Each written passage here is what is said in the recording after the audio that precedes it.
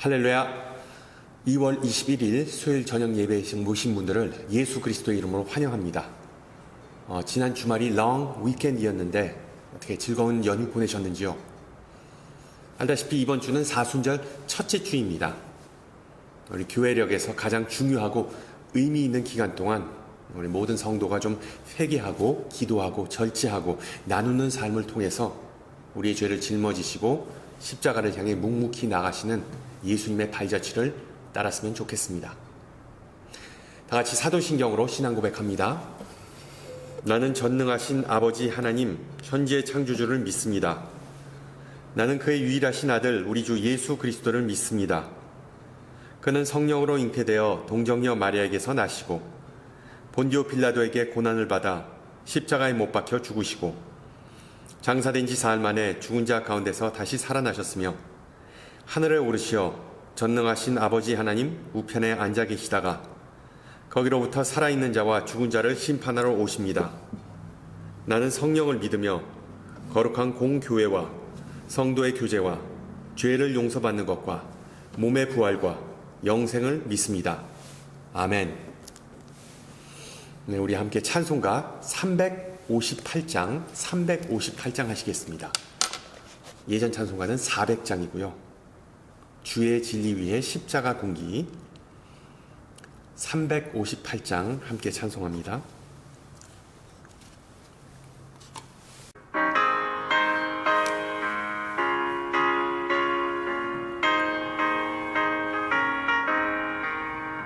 주의 진리 위에 십자가 공기 하늘 높이 들고서 주의 군사 되어 용맹스럽게 찬송하며 나가세 나가세 나가세 주 예수만을 위하여 목숨까지도 바치고 싸움터로 나가세 원수들이 비록 강할지라도 주의 군기 붙잡고 주의 진리 위해 용기 다하여 분발하여 싸우세 나가세 나가세 주 예수만을 위하여 목숨까지도 바치고 싸움터로 나가세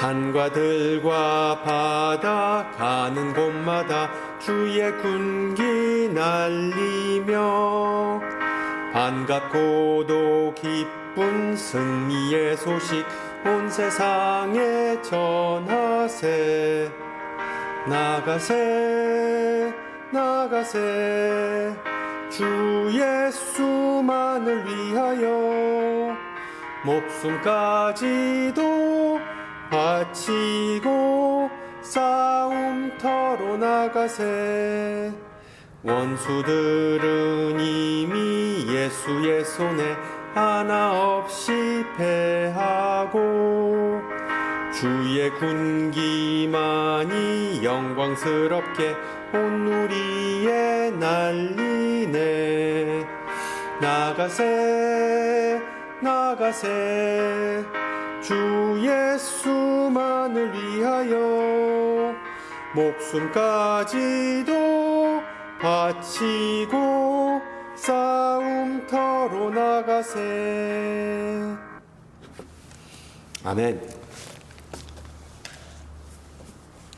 하나님께서 오늘 저녁 우리에게 주신 말씀 마태복음 4장 1절에서 11절입니다. 마태복음 4장 1절에서 11절 제가 가진 성경으로 신약 4페이지입니다. 마태복음 4장 1절에서 11절 말씀을 받들어 봉독합니다.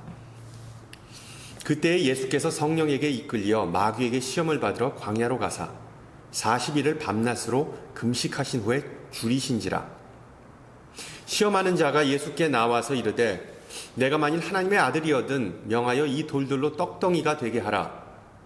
예수께서 대답하여 이르시되 기록되었으되 사람이 떡으로만 살 것이 아니요 하나님의 입으로부터 나오는 모든 말씀으로 살 것이라 하였느니라 하시니, 이에 마귀가 예수를 거룩한 성으로 데려갔다가 성전 꼭대기에 세우고 이르되 내가 만일 하나님의 아들이거든 뛰어내리라. 기록되었으되 그가 너를 위하여 그의 사자들을 명하시리니 그들이 손으로 너를 받들어 발이 돌에 부딪히지 않게 하리로다 하였느니라.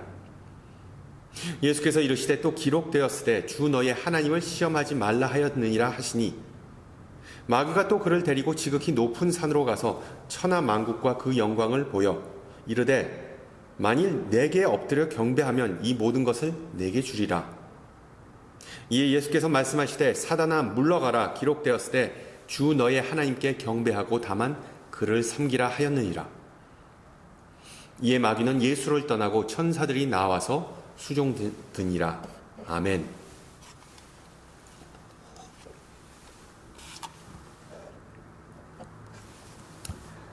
어느 인터넷 사이트에서 본 내용인데, 아동 심리학자들에 의하면 어린 아이들의 뇌는 자극적이지 않고 담백한 사건들은 잘 기억하지 못한답니다. 예를 들어 아이들은 부모님과 신나게 놀았던 기억이나 아니면 부모님과 즐거운 여행 갔던 기억, 그런 기억은 쉽게 잊어버린답니다.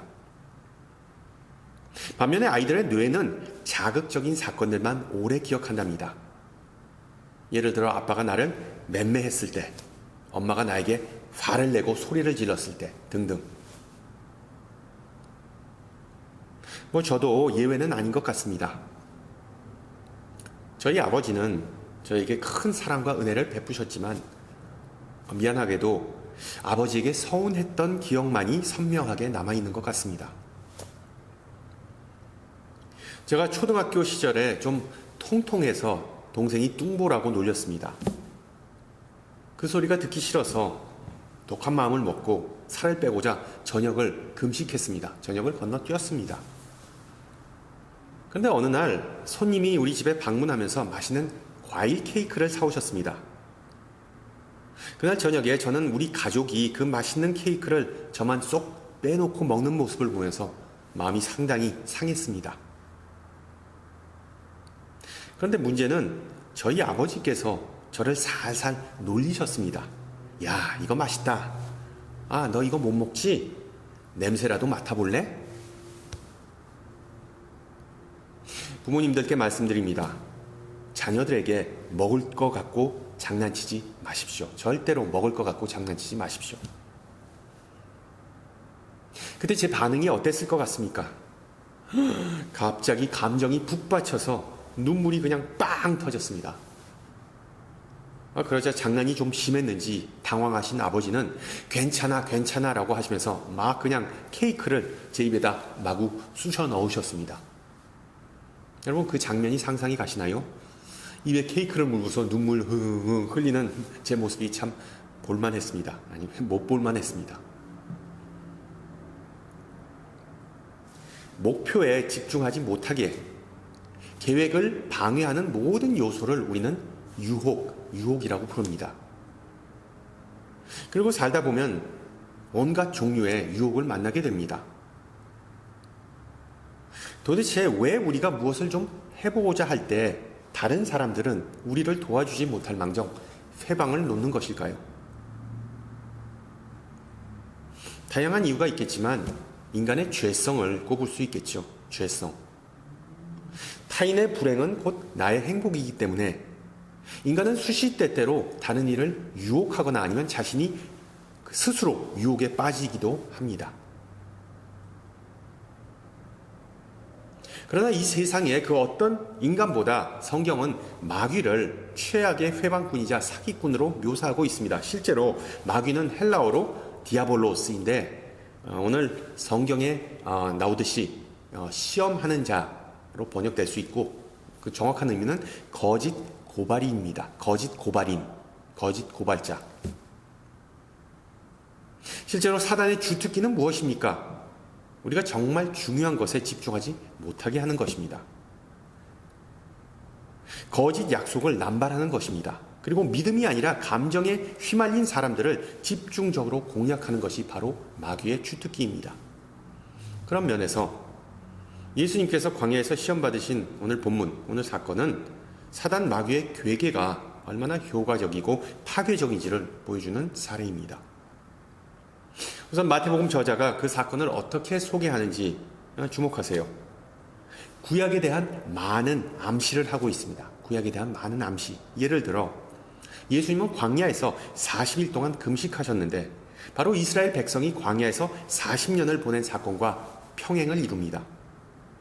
또한 모세가 그 시내산 꼭대기에서 율법을 받기 위해, 율법 돌판을 받기 위해 보냈던 40일을 연상시키기도 하지요. 비록 하나님께서 구름 기둥과 불 기둥 또한 성막을 통해 자신의 임재하심을 드러내셨지만 이스라엘 백성은 자신의 새로운 정체성 때문에, 신분 때문에 너무 힘들어했습니다. 자신들이 하나님의 백성임을 자각하지 못하고 온갖 불평불만이라는 유혹에 빠졌습니다. 실제로 이스라엘이라는 단어의 의미는 하나님과 씨름하다, 하나님과 싸우다, 하나님과 다투다라는 의미입니다. 따라서 마태복음은 구약의 출애굽 사건을 모티브로 삼으면서 광야에서의 예수님께서 유혹받은 사건을 광야에서 이스라엘 백성이 유혹받은 사건과 유사하게, 비슷하게 묘사하고 있습니다. 우선 사단은 예수님에게 공생의 사역을 좀 쉽게 할 수 있는 지름길이 있다고 유혹하면서 다음과 같은 문구를 반복합니다. 내가 만일 하나님의 아들이거든. 보다시피 과거에 이스라엘 백성이 정체성의 혼란을 겪었던 것처럼 사단은 예수님에게 정체성의 혼란을 막 불러일으킵니다. 또한 사단은 예수님께서 하나님의 뜻을 이루지 못하도록, 즉 십자가를 지지 못하도록 방해 공작을 펼칩니다. 관건은 우리 예수님께서 과연 마귀의 그 덫에, 그 미끼를 물으실 건가 말 건가, 그 덫에 걸릴 건가 말 것인가 이겠지요. 그래서 오늘 저녁에는 예수님께서 마귀에게 받은 그 세 종류의 유혹을 좀 간단하게 살펴보고 그 속에 숨겨진 함정을 좀 파악해보고자 합니다. 중요한 점은 사단 마귀는 예수님을 유혹했던 같은 방법으로 우리 신앙인들을 유혹한다는 것입니다. 따라서 광야에서의 유혹 사건을 통해 사단이 우리를 방해하는 패턴을 좀 분석하고 더 나아가 사단의 공격을 효과적으로 차단하고 막아내는 방법을 배울 수 있습니다. 첫째로 사단은 예수님께서 자기 능력을 통해서 돌을 떡으로 만들라, 독을 빵으로 만들라는 그런 미끼를 던집니다. 40일 동안 금식했던 예수님에게 이것은 인간의 가장 기본적인 욕구를 자극하는 유혹임이 분명하죠. 그러나 앞서 언급했듯이 이 유혹을 구약시대의 이스라엘이 겪었던 유혹과 나란히 놓고 비교하면 얼마나 강력한 유혹인지를 깨달을 수 있습니다. 제가 자주 말씀드렸지만 예수님 시대의 유대인들은 로마 제국의 식민 생활로부터 정치적 해방을 염원하였습니다. 새로운 출애굽 사건을 주도할 수 있는 메시아, 즉 제2의 모세를 간절히 기다려왔습니다. 그리고 그 모세의, 그 제2의 모세의 특징 중에 하나는 바로 기적입니다. 특히 수많은 기적 중에 하나는, 모세의 수많은 기적 중에 하나는 바로 하나님께서 하늘로부터 내려주시는 양식인 만나의 기적이었습니다. 따라서 돌을 떡으로 변하게 하는 기적을 행한다는 것은 이스라엘 백성이 그토록 기다려온 메시아가 드디어 나타났음을 보여주는 증거였습니다. 즉 사단은 예수님께서 백성들의 소원을 지금 들어주라고 부추기는 것이었습니다. 물론 우리는 예수님께서 사막에서, 광야에서 그런 기적을 행하실 수 있음을 잘 알고 있지요. 물을 포도주로 만드신 분께서 돌도 빵으로 만드실 수 있었겠죠. 사복음서 모두 예수님께서 5천 명이 넘는 사람들을 오직 물고기 2마리와 보리떡 5개로 배불리 먹이셨다고 기록합니다. 예수님의 사역을 통해 하나님께서 충만하게 제공하신다는 것을 보여주는 기적을 행하셨습니다. 더 나아가 요한복음은 예수님께서 무리를 먹이신 후에 군중이 그를 억지로 붙들어 왕으로 삼고자 했다라고 기록합니다. 왜 그랬을까요? 백성들이 보기에 예수님은 자신들에게 무제한으로 떡, 즉 만나를 제공해 줄 수 있는 분이었기 때문입니다. 이에 대해 요한복음 저자는 예수님께서 그 분위기에 취하시지 않고 다시 혼자 떠나 산으로 가셨다라고 기록합니다. 그러므로 예수님은 선견지명이 있으셨습니다. 사단의 목적은 예수님의 시야를 방해하는 것, 즉 결과물에만 집중하도록 하고 그 뒤에 계신 창조주 하나님에게서 시선을 돌리는 것이었습니다. 이스라엘 백성을 대입해 보세요.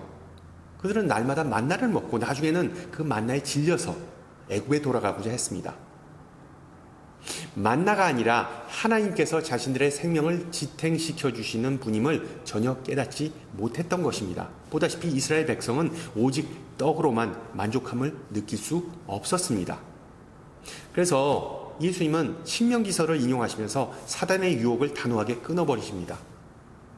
너를 낮추시며 너를 줄이게 하시며 또 너도 알지 못하며 내 조상도 알지 못하던 만나를 내게 먹이신 것은 사람이 떡으로만 사는 것이 아니요 여호와의 입에서 나오는 모든 말씀으로 사는 줄을 내가 알게 하려 하심이라. 결과적으로 예수님은 자신의 능력이 아니라 하나님의 섭리와 약속을 의지하셨습니다. 또한 예수님은 사단에 숨겨진 그 의도를 파악하셨습니다. 그것은 바로 눈앞에 놓인 그 물질, 떡에만 집중하고 그 물질의 근원 대신 하나님을 보지 못하게 하는 것이었습니다. 많은 사람은 육신과 영혼이 허기질 때 가장 쉽게 그리고 가장 빠르게 채우고자 합니다. 자신에게 만족감을 느끼게 할 것 같은 이것저것을 다 시도해 본 후에 오히려 더 큰 허기짐과 허무함을 느끼게 됩니다. 그러나 예수님은 참되고 꾸준한 포만감을 주시는 분은 오직 하나님이시라는 것을 보여주셨습니다. 그래서 나중에 제자들에게 일평생 먹을 만큼의 양식이 아니라 일용할 양식을 위해 늘 날마다 기도하라고 하셨던 것 아니겠습니까? 여러분 기억하세요. 하나님의 말씀과 생명의 떡으로 구성된 식단을 섭취할 때 우리는 덤으로 영생이라는 선물을 얻게 됩니다. 할렐루야. 사단의 둘째 유혹은 오늘 말로 하면 고층 건물 위에서 낙하산이나 무슨 안전망 없이 뛰어내리는 그런 비디오를 찍어서 유튜브에 올리라는 것이었습니다. 그렇게 하면 예수님은 아무런 해를 입지 않고 무사할 것이라고 사단은 주장합니다. 여러분 한번 생각해 보세요. 그런 센세이셔널한 비디오가 공개되기만 하면 수백만 아니 수천만 조회수를 올리면서 예수님은 분명히 유명인 반열에 오르셨겠죠. 그런데 이번에 사단은 그 유혹을 하나님의 말씀으로 잘 포장해서 예수님 앞에 내놓습니다. 예수님께서 뛰어내리시면 천사들이 밑에서 받쳐줄 것이라고 주장하죠. 여러분 6절 보세요. 그가 너를 위하여 그의 사자들을 명하시리니 그들이 손으로 너를 받들어 발이 돌에 부딪히지 않게 하리로다 하였느니라. 그러나 대부분의 이단이나 사이비가 그렇듯 사단은 문맥을 전혀 고려하지 않고 성경의 문맥을 전혀 고려하지 않고 마구잡이식으로 성경을 인용합니다. 사단이 인용한 시편 91절은 다음과 같이 기록합니다. 내가 말하기를 여호와는 나의 피난처시라 하고 지존자를 너의 거처로 삼았으므로 화가 내게 미치지 못하며 재앙이 내 장막에 가까이 오지 못하리라. 무슨 뜻입니까? 하나님께서는 자기 백성을 위험으로부터 보호해 주신다는 의미지 무분별한 위험을 자초하는 인간을 보호해 주신다는 그런 의미는 아닙니다. 그리고 사단의 이런 무한도전, 아니 무모한 도전에 대해 예수님도 하나님의 말씀으로 맞받아치십니다. 바로 광야에서 이스라엘 백성이 물이 없다고 원망한 사건이었죠. 신명기 6장, 너희가 마사에서 시험한 것 같이 너희의 하나님 여호와를 시험하지 말라. 마치 예수님께서 사단에게 이렇게 반격을 가하신 것이죠. 나보고 성경 꼭대기 위에서 뛰어내리라고? 이봐, 꿈깨. 성경이나 잘 보고 얘기해.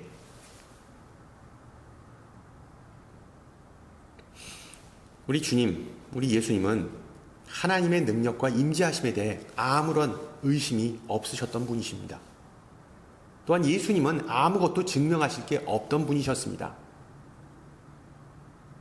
몇 시간 또는 며칠 전에 예수님은 바로 요단강에서 세례를 받으셨습니다. 그때 무슨 일이 일어난지 아시죠? 하늘이 열리고 하나님의 영이 비둘기처럼 예수님에게 임하셨고 하늘에서 이는 내 사랑하는 아들이요 내 기뻐하는 자라라는 소리를 직접 들으셨습니다. 마태복음 3장에 나오는 내용입니다. 그리고 오늘 본문 4장으로 넘어와서 바로 그 동일한 하나님의 영이 예수님을 광야로 인도하셨다라고 성경은 기록합니다.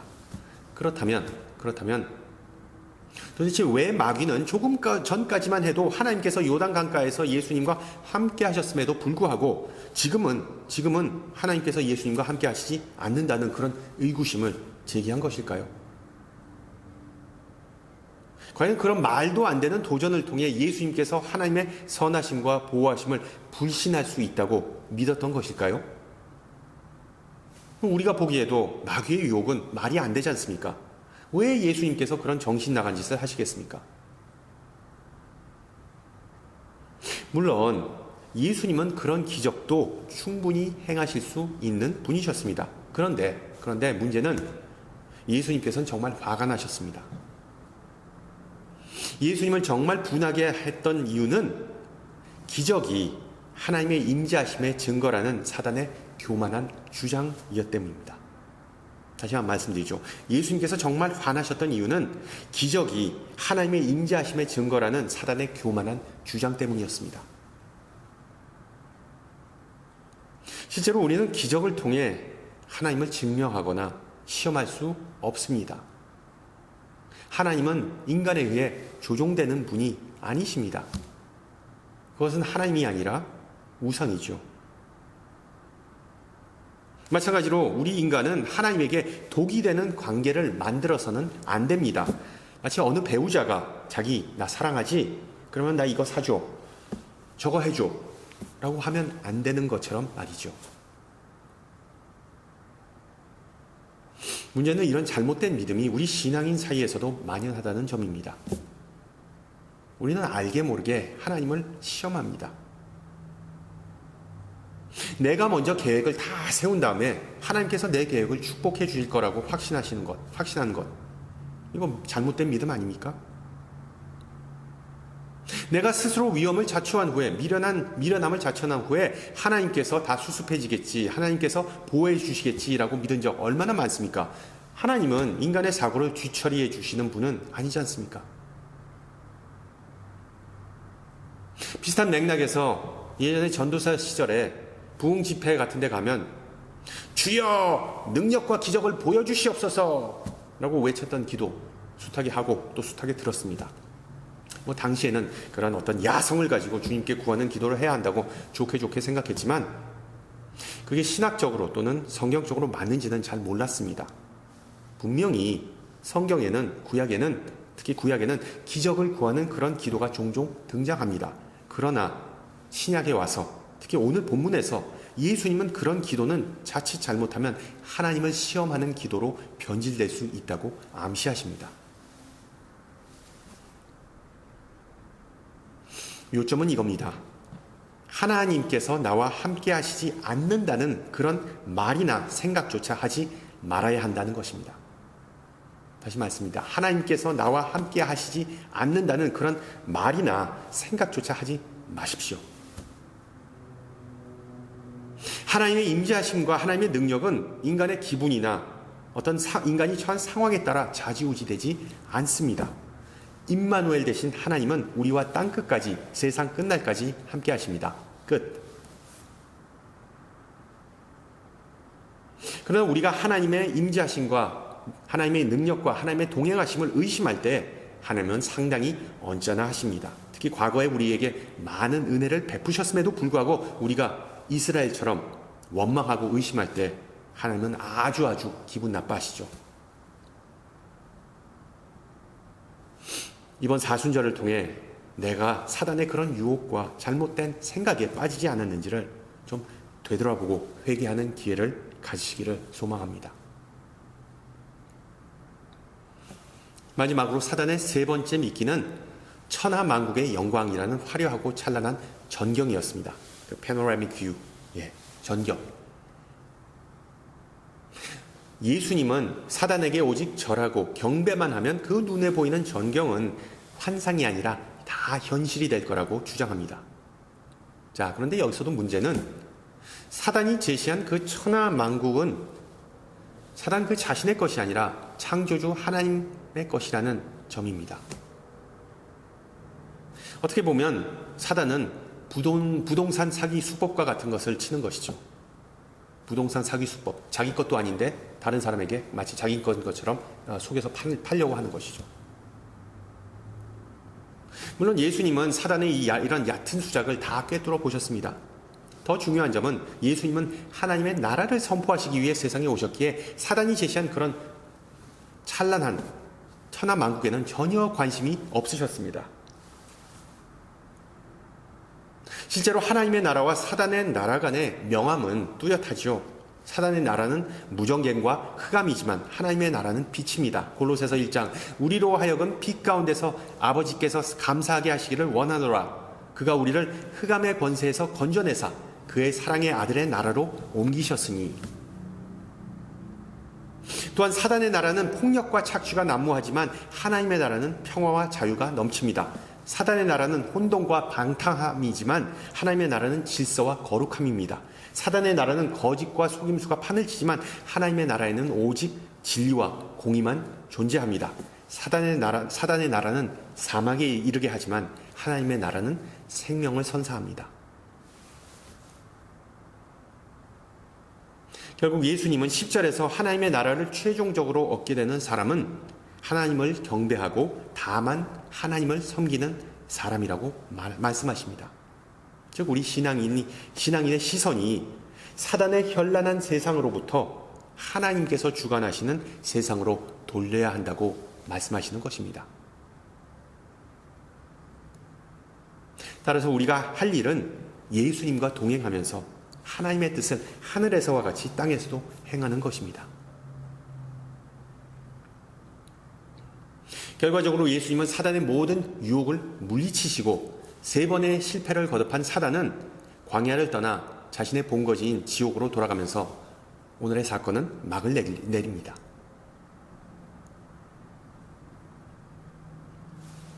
자, 이제 사단의 유혹과 미끼에 대해 조금 더 다양한 지식을 얻으셨으리라 봅니다. 사단은 우리가 인생의 광야 속에서 살아가는 동안 주로 우리의 능력이나 담력이나 탐욕을 살살 자극하면서 우리가 하나님에게 집중하지 못하게 만듭니다. 영어로 이거를 distraction이라고 그러죠. 문제는 마귀가 시도 때도 없이 우리를 호시탐탐 노리고 있다는 점인데 그 수많은 유혹과 공격을 잘 감당하고 물리치기가 쉽지 않은 것 또한 사실입니다. 이런 어려운 상황 속에서 하나님 나라에만 초점을 맞춘 채로 살아가는 방법은 과연 무엇일까요? 예수님처럼 사단아 물러가라 라고 외치면 끝일까요? 아니면 성령이 우리 안에 계시니까 그냥 더 마음을 굳건하게 먹으면 되는 일일까요?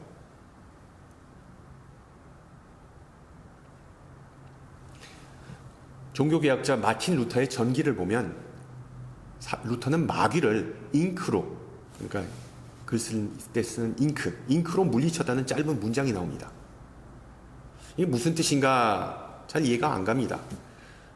그래서 나중에는 루터가 마귀에게 그 잉크가 담긴 잉크병을 집어 던졌다는 어떤 전설, 비공식적인 설화가 등장하기도 했습니다. 오늘날에도 루터가 머물렀던 그 바르트부르크 성에 가보면 투어 가이드가 관광객들에게 벽을 가리키면서 자, 보세요. 저게 바로 루터가 예전에 마귀에게 잉크병을 던진 자국입니다. 라고 설명한답니다.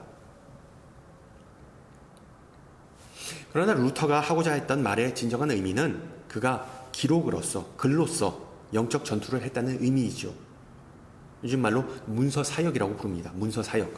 즉 루터는 수많은 설교문과 서신 그리고 신앙 수필을 남기고 또한 일반인들이 읽을 수 있게 성경을 라틴어에서 독일어로 번역하는 엄청난 업적을 남겼습니다. 물론 우리는 루터처럼 대단한 설교자이거나 신학자도 아닙니다. 우리는 역사에 남을 만한 신앙의 거장 또한 아닙니다. 그렇다면 우리는 어떻게 미혹되지 않을 수가 있을까요? 오늘 본문을 보면 예수님은 단 하나의 방법으로 마귀의 유혹을 차단하셨습니다. 예수님은 자기 능력을 과시하시지 않으셨습니다. 물론 그렇게 할 수도 있으셨겠죠. 아니면 악을 피하시지도 않으셨습니다. 위험으로부터 도망가는 것, 그것 또한 하나의 선택일 수도 있습니다. 예수님은 오직 진리로 유혹을 물리치셨습니다. 사단의 방해 공작을 오직 하나님의 말씀으로 맞받아치셨습니다. 사단이 마음을 흔들고자 할 때마다 하나님의 약속과 축복을 선포하시면서 믿음을 지키셨습니다. 마찬가지로 우리의 마음이 흔들리거나 시선이 하나님에게서 집중이 안 될 때 시편은 다음과 같이 말합니다. 주의 말씀은 내 발의 등이요 내 길의 빛이니이다. 그렇습니다. 우리가 참된 삶을 누리기 위해서는 단지 허기진 배를 채우는 것만으로 부족합니다. 내면이 공허함을 느낄 때 오락이나 향락은 결코 해답이 될 수 없습니다. 우리가 참된 삶을 누릴 수 있는 유일한 방법은 다름 아닌 하나님 안에 거하는 것입니다. 할렐루야. 여러분 생각해 보세요. 우리가 하나님께서 기대하시는 바를 모른 채 유혹이나 시험을 분별할 수 없는 노릇입니다. 우리가 하나님의 가치관을 모른 채 이 길을 가야 하는지 저 길을 가야 하는지를 잘 선택할 수 없는 노릇입니다. 우리가 하나님의 진리를 모른 채 사단의 거짓말이나 아니면 우리 안에 있는 거짓된 마음을 알아볼 수 없는 노릇입니다. 바로 그래서 우리는 말씀을 읽고 말씀을 배우고 말씀을 묵상해야 하는 것입니다. 그것이 바로 제자의 일평생 된 과제이기도 합니다. 이에 대해 짧지만 의미 있는 시가 있어서 함께 좀 나누고자 합니다. 들어보세요. 음식을 먹는 것이 아니라 소화하는 것만이 우리를 강하게 해줍니다. 돈을 버는 것이 아니라 저축하는 것만이 우리를 부욕해 해줍니다. 책을 읽는 것이 아니라 기억하는 것만이 우리를 지혜롭게 해줍니다. 기도하는 것이 아니라 실행으로 옮기는 것만이 우리를 제자로 만들어줍니다. 그렇습니다. 우리의 목적은 성경 척척 박사가 되는 것이 아니라 제자가 되는 것입니다.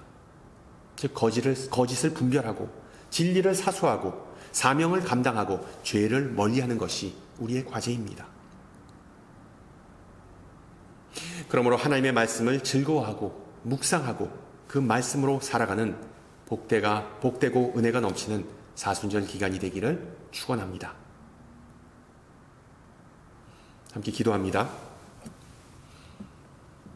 사랑이 많으신 하나님, 광야의 유혹 사건을 통해 우리에게 진리와 격려의 말씀 주심을 감사드립니다.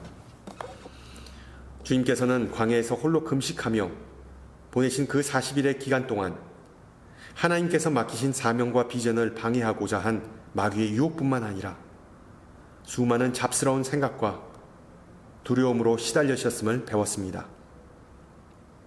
그러나 주님께서는 바로 광야 속에서 그 어려움과 유혹을 극복하시고 승리하셨다는 사실 또한 배웠습니다. 주님, 우리는 모두 버겁고 스트레스 받는 광야 같은 인생을 살아감을 고백합니다. 이 세상이 요구하는 많은 것들로 인해 인생과 신앙의 우선순위를 놓치는 때가 많음을 고백합니다. 우리를 오락가락하게 만드는 수많은 소리가 들릴 때가 있고 도구를 떡으로 만들거나 산꼭대기 위에서 뛰어내려서 능력을 증명하라는 무모한 요청을 받을 때가 있습니다. 그로 인하여 주님의 목소리에 귀를 기울이지 않고 오직 세상의 목소리에 귀를 기울일 때가 많습니다. 하나님 아버지, 갈대와 같은 우리의 마음을 용서하여 주시고 하나님 나라로부터 시선을 빼앗는 모든 방해를 단호하게 제거할 수 있는 용기와 믿음을 주시옵소서. 개개인의 영광이 아니라 하나님의 영광을 구하게 하시고 영적 전투를 수행하는 데 있어 주님의 은혜와 사랑 그리고 능력이 우리에게 충만하게 임하기를 소망합니다. 특히 예수님의 마음을 우리에게 주시어 하나님으로부터 그리고 진리로부터 멀어지게 하는 죄와 사망 권세를 분별하고 경계하고 물리치게 하옵소서.